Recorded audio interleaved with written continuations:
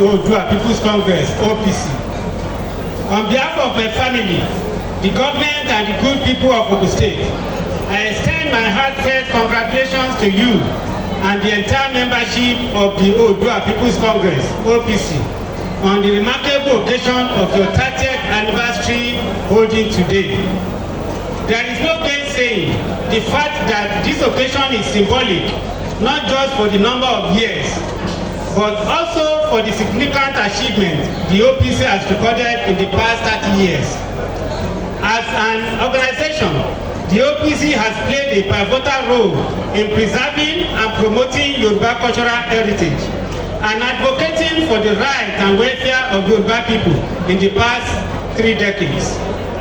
Your unwavering commitment to the cause of justice, equity, and self-determination has left an indelible mark on the social, political landscape of our nation. The journey of the OPC from its inception to becoming a formidable force in the defense of Yoruba interests is a testament to the vision, courage, and resilience of the leadership and members. The organization has not only been a custodian of our rich cultural heritage, it has contributed significantly to the peace, security, and most importantly, the unity of the Yoruba in the southwest Nigeria. As you celebrate this milestone, I commend your organization for its steadfastness, while I encourage you to continue the advocacy with the same dedication, commitment, and vigor that had brought you this far.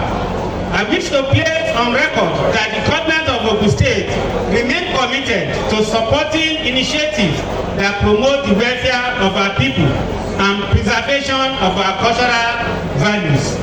Therefore, on this momentous occasion, it is my prayer that the OPC Odua People's Congress will continue to work stronger and remain a beacon of hope and symbol of unity to Yoruba race. Once again, please accept my heartfelt congratulations and assurances of my highest regard as always.